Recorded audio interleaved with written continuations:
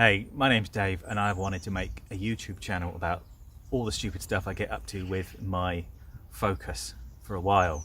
So this is what a difference a Dave makes. So I've just changed that speaker, which was a task in itself, but what I've done is Dynamat the door just to see if it would really make any difference, and my god, it would make a difference. And one of the things that I've noticed recently is the resources when you take your Ford Focus car door apart.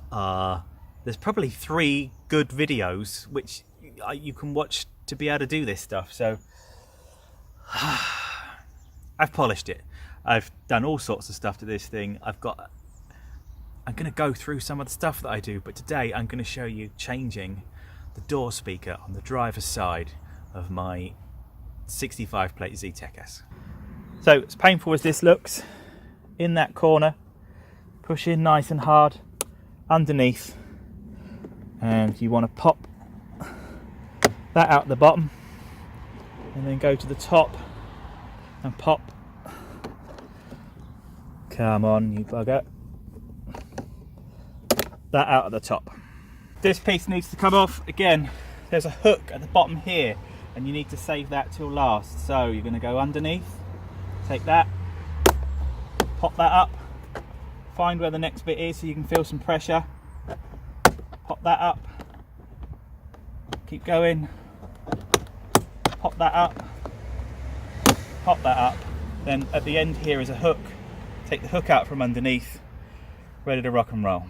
This piece is fairly easy. All you're going to do is come up like that, literally pull it, and then pull back at the top. That's going to release. And then when you turn this upside down, you're going to use your screwdriver, which I wish I had a proper pry tool, but I don't do much of this sort of electrical stuff anymore. I used to do loads. That goes there, push that in, there, end up with that, and then the next piece that is slightly scary, because the other one popped up really easy, but inside here, as you can see, is a backing plate behind your door handle. So you need to get behind the backing plate and pop, which went much easier than I expected, and I made a really big deal of it, and that was simple. Now for something super simple, you're going to take your screwdriver, push it between the reflector and the door, and just push over like that. The reflector will pop out and you'll just get left with a hole, and then you'll drop your reflector and fling it all over the concrete. Look. Oopsie. Now this bit I thought was going to be super scary when I first did it. This is a Torx T20 head on my lovely DeWalt screwdriver that I bought for work. Unwind that. That comes out nice and easy. Through underneath the door handle here.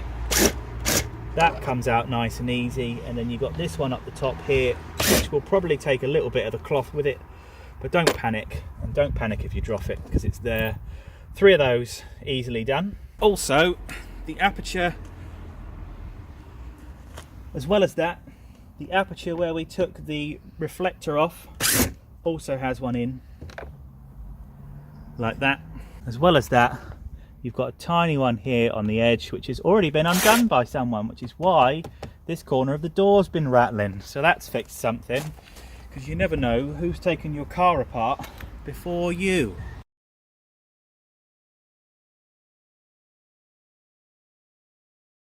The next bit is unfortunately just a gigantic dick. Now I've tried using tools for this, I've tried using all sorts of stuff. The very best way I got to do this at all was I just pulled it as hard as I could. So excuse the ridiculous t-shirt, because it's a day off and I've been working on the car, so I can get dirty and not worry too much about it.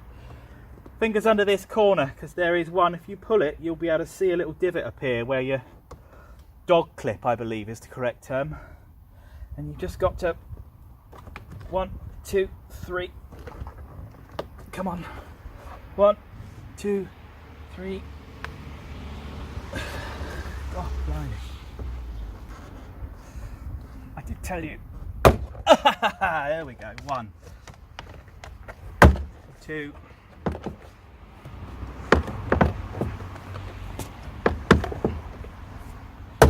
3, 4. There are 2 up here which you've got to get off now. Empty your door pockets before you do this. So now everything's released, you shouldn't have any obstacles. It won't be super easy, but when that comes up, take a finger either side and just, you've got to go up, up and out. Ready? 1, 2, 3, up. You can see this piece here is twisted at the top ever so slightly. There's a pin there and there's a pin there. They have to come out, and the other one wasn't like this, but this one doesn't want to let go. Ah, there we go. So done. Done diddly done, done. Get under here, pull that, and you've got 2 more clips in there, look, that go in that hole and that hole respectively. Now you've just got to undo everything and take your door panel off.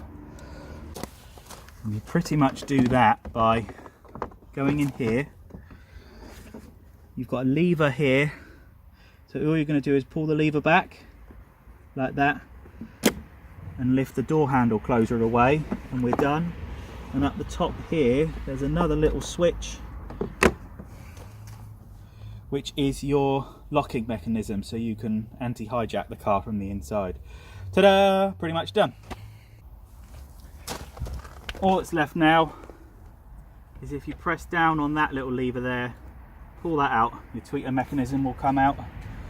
If you then lever this up and over and just pull it a bit, if I'm honest, because I haven't found the nice way to do this. It just, if you're ham-fisted with it, it will come away eventually, which is not how it's supposed to be, but it is how it is. It's not working. We'll find a solution. Okay, solution. If you look on here, you've got little angled clips there and there all around the tweeter. So if you lift those angled clips up, you can get the tweeter and start pulling it out of its housing like that. It doesn't take an awful lot of work to do. You just need to be a little bit brutal with it. Lucky we're putting some new ones in, isn't it? Stock tweeter, exactly the same as like any other van you've ever seen ever. They're not bad, but they're certainly not good. They're not as nice as what we're going to replace them with. Another interesting thing that you never really expect to find is why there's mud on the speaker. So this door card has definitely been off at some point. It all looks fairly nice on the inside. This is what you're going to see. In fact, if I draw this back, you need to get this off. You need to cut the bottom part away, which I'm about to show you now. When I say cut it away, I don't mean cut it away.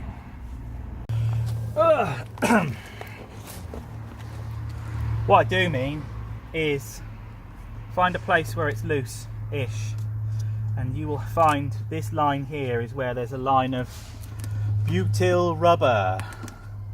And if you're very, very gentle, you can get underneath it enough that you can split the line of butyl rubber. This is the stuff that when you buy speakers and you attach the grill to the speaker frame, that's what this is. So I did this morning. As long as you leave a layer on the inside and a layer on the outside, you can actually go round really slow, cut all this back. As long as you leave some of that rubber on both surfaces, you can go round, slowly take all that bottom off. I haven't ripped this foam at all, which you really don't want to do, to leave it nice and weatherproof for later on. As long as you keep going around like that, pulling all this off gently with a nice sharp blade, try not to touch the metal, keep going like that. That's just going to keep pulling off. If you do touch the metal, it's not actually the end of the world, because this is the inside, but we all know what it's like. We all make the odd mistake. Trust me, I know. See, that is how soft this stuff is, because it's gone all stretchy. So if you keep going like that, you can get all the way around there, like so. This is more than I did with the other one, because I learnt with the other one. I wish I had done a bit more. Carry on, go as far as you want. I'm just going to do, I was going to stop there, but in for a penny, chop that off. Take the speaker connector off of that. Trusty. That's it. Left myself some room now.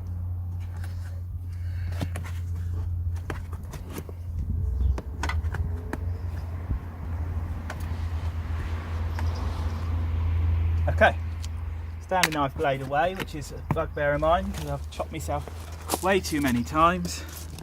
Pull that back, and somewhere around here I've got some yellow tape, and I'll just tape this to the glass and stop it flapping. Bottom half of the door.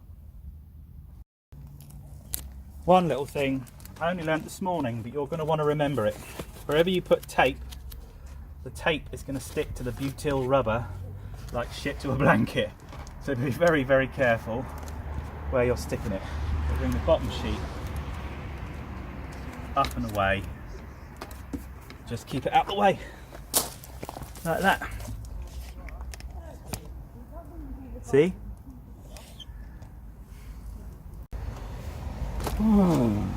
Now, one of the easiest parts of the whole operation is this is a 6.5mm, if I'm not mistaken. It's a hex bolt. It's 3.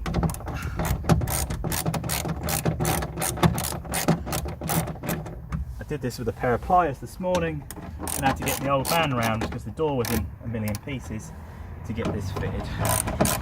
Pain in the arse.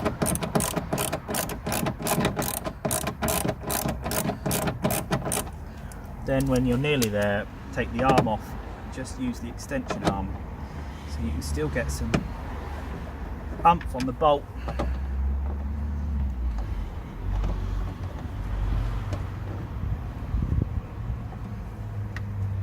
Oomph on the bolt.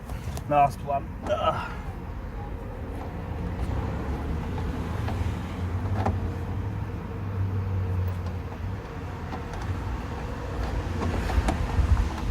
Undone this one a little bit more. It's not the end of the world. Don't forget, when you take this off, there's no speaker wire behind here. It will just lift off with a little bit of persuasion because it's on a foam surround to stop it leaking any air. And there you go, existing speaker, 4 ohm, 25 watt piece of crap. It's actually, I tell you what, this isn't too bad. This sounds pretty good. I'm slating it and calling it a piece of crap. For a standard car system, I am very, very proud. It sounds absolutely fantastic. But trust me, after just doing one door on the other side, what we're about to do makes a profound difference to your stereo system without spending huge amounts of money. The other thing I strongly advise you do is chop a hole in your speaker adapter ring, because then you can do from your block through the ring into the back of the speaker and connect it up. If you don't, you'll get it all connected up and then find out that you can't do it. That is A grade ghetto, by the way, because all of my proper drill bits are at work, so I've fudged it. So, second verse, same as the first. We're going to reverse the process. I'm going to get all the stuff out of the way from beneath my feet.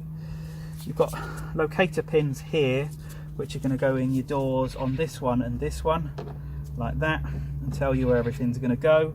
Don't be fooled and think the fit's going to work. The fit is not going to work. It's a terrible, terrible fit. You are going to drop screws 8,000 times, 8,001.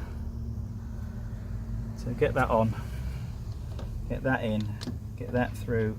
Oh, I wish these were magnetic. That through there. That through there, get that on, just get a couple of turns on that in, get that on, hold it with your finger, get the locator pin in, push it through the hole, couple of turns, we are on. The only way that I've found to do these with any kind of skill whatsoever is you've got to line them up and beast them in, because the fit is not magnificent. From there, pick up that, reverse the spanner and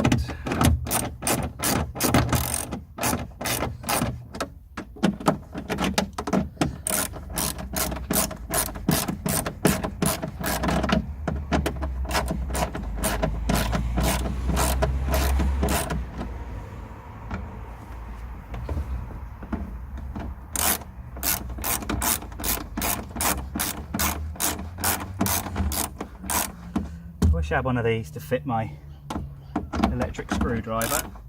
If I don't, I've just got to go with it. There. There. There. Don't want to do them up too tight, don't want to thread anything. That's up nice and close. That is lovely jubbly. The reason I put that on now is because when I did the other side, I put Dynamat all the way under here and the seal wasn't very good. And it's not absolutely essential that you Dynamat around here, you just need to make the actual wood, the metal surface inert. Listen to that, think what it sounds like.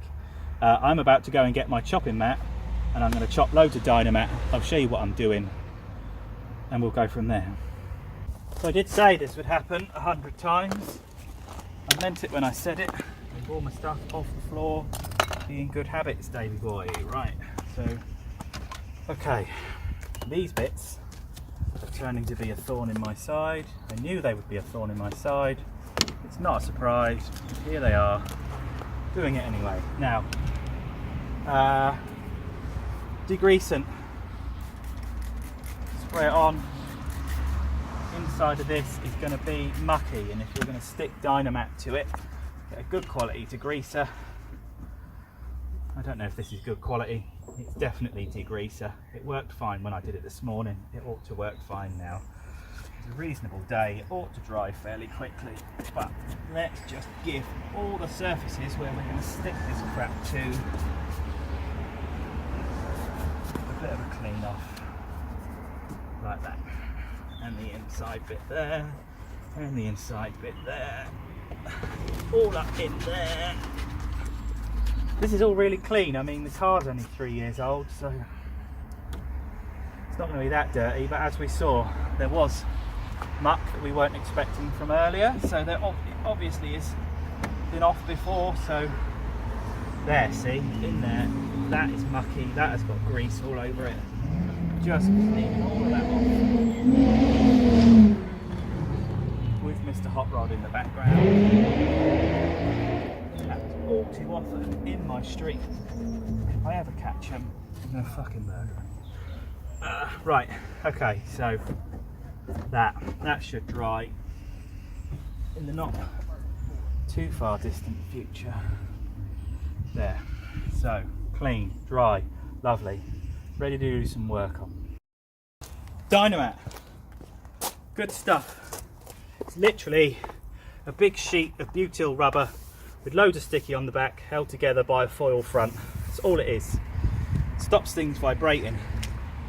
If you've spent 150, 200 pounds on some nice door speakers for your car, 30 quid's worth of this stuff will make them sound like your 200 quid's worth of speakers. If you put £500 pair of speakers in without doing any of this, you're literally throwing your money away. It just doesn't work like that. Nice new blade. I know roughly the shape that I need to do the inside of the car to start with, so I'm going to chop up there. That is going to go on the front door skin, actually on the outside of the car, and then in here I'm just going to go in pieces like this and in pieces like this, because if it overlaps ever so slightly it doesn't matter. Pieces like this again, and then these I'm going to chop that there, chop that there. And the way I've done this, it worked very well on the other door, is I'm just going to end up with lots of squares like that I can fit around awkward spaces, and if there's anything else that I need, I've still got a nice big chunk left.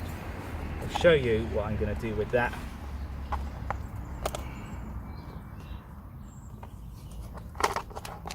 Shortly. Now, if this isn't the perfect way to do this, I'm well aware. It's the way I'm doing it. It's worked really well on the other side. If you haven't done this and you're learning, then just say thanks for the education, Dave. And if you do this for a living and want to be a bitch on YouTube, feel free, because I'm not bothered. So that goes on at the back, push it on like that, and following the main strut that's going through there. I've pulled the paper back on the back a little bit, and now as I pull like that, I'm just going to mount it on. A little goes a long way. The gentleman in the shop that I bought this from, who is excellent, I could say I've known him for years. I haven't known him for years. I've been aware of his existence for about 15 years. His name is Les. He's excellent. I went to Anglesey Car Audio in Southampton. This is what you do. You really press it on. You're supposed to do it with a roller. I can't find my roller. I've got one somewhere. But today is the day when I have opportunity to do all of this. So this is what I'm going to do. Now, let's start again. All of this round here, yes? So we are going to go like that. We're going to work up as much as we can onto the edge like that. Try not to hit the butyl rubber as much as possible. And I don't mind going over the edge too much. I might fold that back like that because I want that edge. But apart from that, I'm going to stick all of that down as much as possible, even if it goes onto the plastic ring on the edge. That's not the end of the world as long as it goes on the metal. Again, I'm going to do a similar thing like that there, because there isn't an awful lot of flat surface on here. Not an awful lot at all. So if we go like that, and then wrap that round there, because this is quite flexible, this stuff, and we push that on like that, and then you get your cloth, fold it over once, squeeze it in as hard as you bloody can, like that, mounting everything together. Lovely jubbly. Get as much of this onto the metal as you possibly can. Can you see how that's conforming? If you get a heat gun, that will go even better because it melts the butyl rubber behind. But that is all sticking on lovely. Okay, so there's some other stuff that I'm going to do. I pulled this off when I did this earlier. The last one split. I hope this one doesn't. I'm not that bothered. It's obviously just to protect that hex screw, but I'd really like to fill that space there, so that's what I'm going to do. And I glue it back on.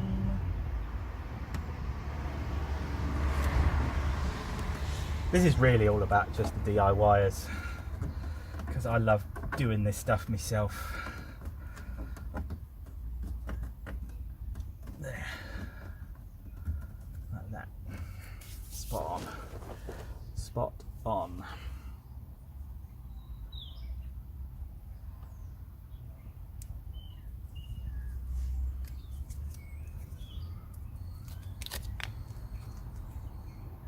Right up in there. Push down like that. Push down like that. Push down like that. Push around like that. There we go. Okay, so the other thing that I did earlier, up inside here is all empty. You need to avoid these because that's where your dog clips are going to go to hold your panelling on correctly. So instead of doing the outside, because there's not a lot of space, I'm going to go in there, attach that on behind, squeeze that all on. Again, crusty cloth because there's very little friction and it gives you the chance to really get in and squeeze that down.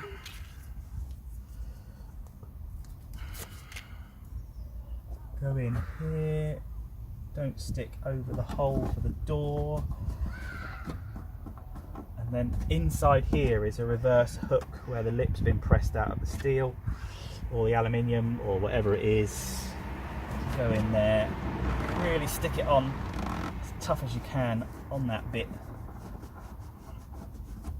There, big fat bit. Have a feel down here, see what there is. Now in here, there's a piece of that clip is holding one of the wires for the door, so we'll probably try and avoid that as much as possible.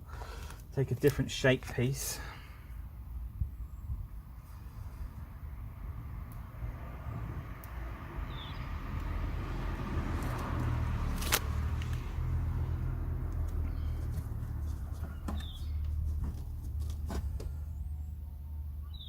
that. There we go.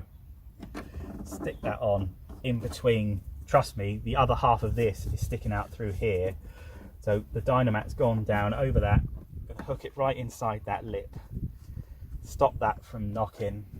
And this stuff, see I said earlier, that is making a big, big difference. You just need to get as much surface area on here as humanly possible. Dynamat tucked behind here. Dynamat all on there, tucked around the edges. Dynamat all up through the back. All up under there. All down through there. All on the back side through there. On the back side through there, so it's double skinned. So if you've gotten this far, this is all pushed down nicely back onto the rubber seal. That's nice and stiff, look, it's not coming off. It's still nice and weatherproof. You can tug on that, it's not going anywhere. Very happy with that. Speakers back on, attached at the back, hole in the side so the speaker wire can come through, no problem. They've got these weird divots here, which is where the crossover box is for where all the wires split up. This is the crossover box for the speakers. It's not the crossover box for these speakers because, to be honest with you, that rusted in my old car and died a horrible death.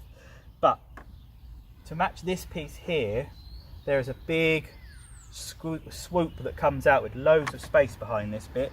I did it on the other one, it worked fine, so I'm doing it again here. Push the crossover, sticky back plastic, proper nice 3M stuff on the back. There we go. That is how it's going to stay. I'll take that on once I know it all works and I've tested it, but for the moment, this is where it's going to live. Now, one of the first things I thought this morning when I saw this mess was, oh crap, what's that? Because no main speaker has 4 wires on it. However, the outer wires are the wires for the main speaker. That is a full range signal. The inner wires are also a full range signal and they go back up to the tweeter location, which, as you can't see from the camera because I've zoomed in, but is up the top here. So you need to chop all 4 of these, but the first thing you need to do is take a photo, because the yellow and orange is that one and the purple and orange is that one, and one of these will have paint on it to say which is the positive, and then you just connect them up appropriately. So you're going to run these into the crossover, which I will show you momentarily once I've done it. Nice focal tweeters, fitted in the original stock locations, which I never thought would happen in a million years, but did. Very pleased. Speaker in. Excuse the yellow tape, but it's just stopping this from flapping around. So speaker comes out into the crossover. Okay, so this is the original cable going into the input of the crossover, and then the output, low goes down to here, high goes with the original tweeter cable up here through the original loom. Going to come out here, clip the end off that, attach the new tweeter to it, mount the location. There we go, all done, all done. So that's back in, that needs pushing back on properly. All wired through, all wired through. Crossover's going to be nice and dry because this is all bone dry in here. Speaker works, it's got a little divot where it's just been sat for a long time, but they're focals, they're beautiful and they make me very happy. All the doors back together. There's only little bits of Dynamat showing because everything's underneath or behind. Now all I got to do is put the door panel back on in exactly the same process as I took it back off, and we'll be done.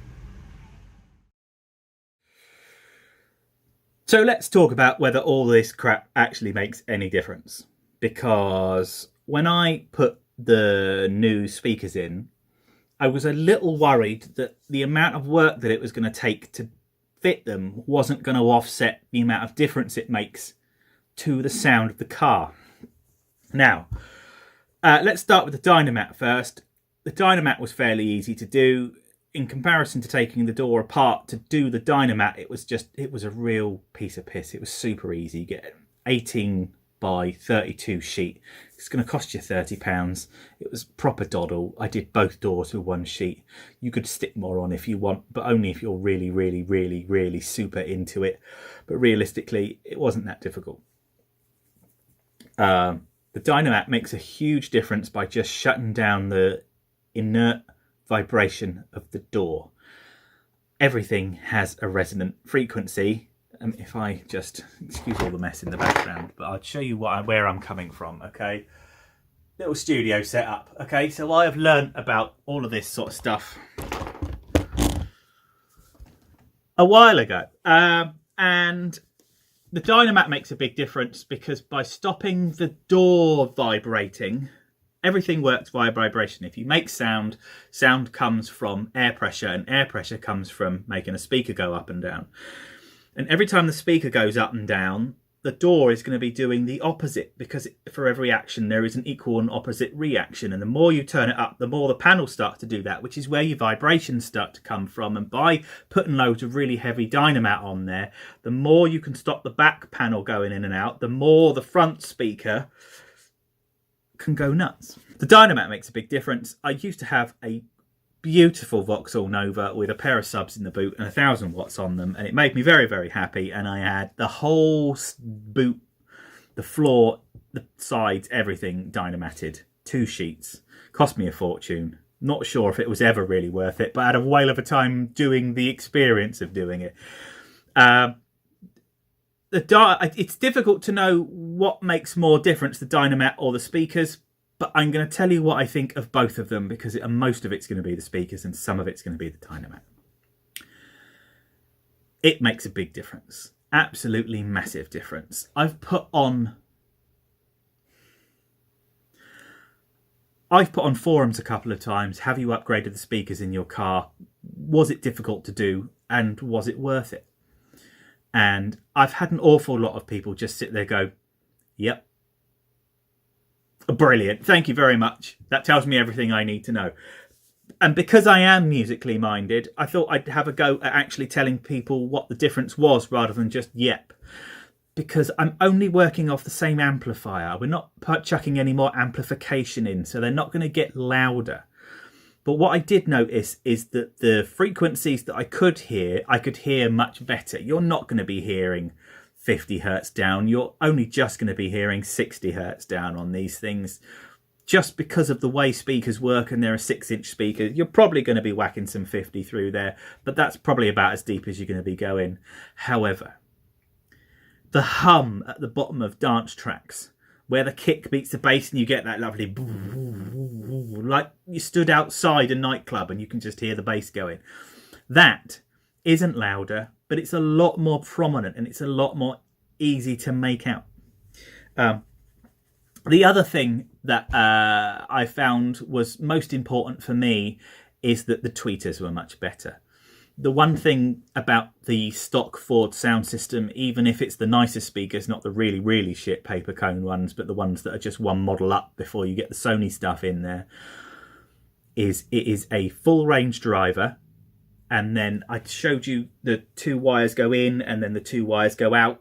Actually, they go out from the outside and in from the inside, but that doesn't matter. And then they go off to the tweeter, and the tweeter has a capacitor, and it's the capacitor that stops the frequencies that aren't supposed to be going through the tweeter going through the tweeter. But the problem is that means that the main speaker is playing up as high as it can possibly play, and having the tweeter go at the same time, causing a big phasey, muddy middle section in the vocals.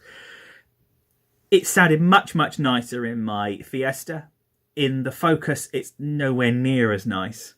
And by adding a dedicated crossover, it means that when you've got the big speaker at the bottom and the little speaker at the top, the big speaker at the bottom is being told exactly what to play and where to stop. And then when you play the little speaker at the top, that line in between the music has got a very, very slight crossover in between to allow them to blend nicely. But the highs were much better, and I don't mean the hi-hats and stuff like that. I mean the top end of female vocals. And if you're listening to the news and it's a lady reading the news and stuff like that, that stuff sounds unbelievably better. It's the one time where I've ever really been disappointed that I had to buy those hideous magnet crossovers to make everything work, because they are crap. I know they're crap. You know they're crap.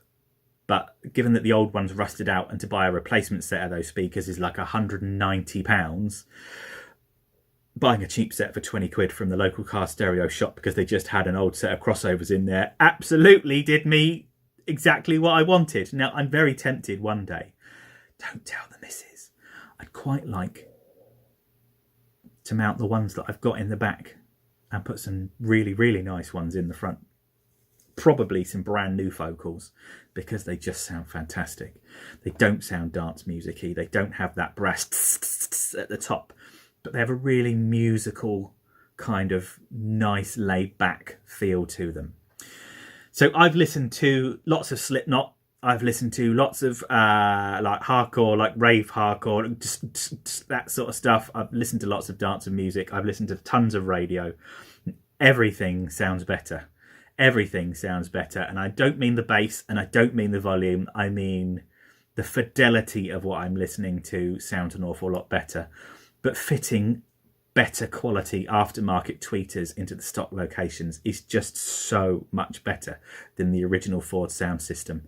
And it's not Ford's fault. As I said earlier in the video the other day, it's about 4 days since I fitted the speakers now, and I haven't had a chance to sit down and record this, but great. It's worth it. Do it. I don't even think it's going to make an awful lot of difference if you buy coaxials and you have the tweeters all the way down at the bottom, because ultimately having the tweeter closer to the driver gives you a much more realistic experience.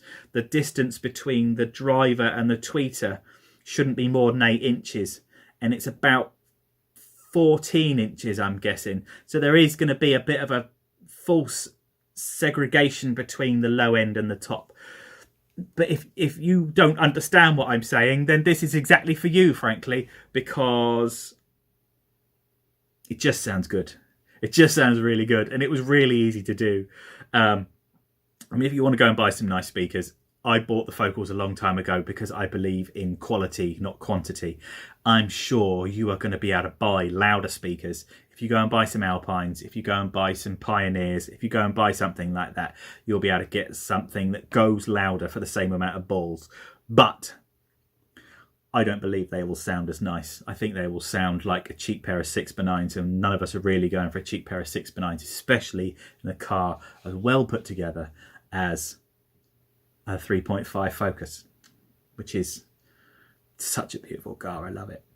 So that's me. That's what I think. This is What a Difference to Dave Makes. It's my new YouTube channel.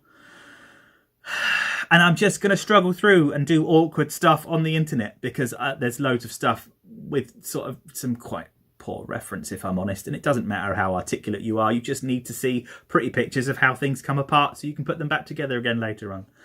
And that's what I'm going to do.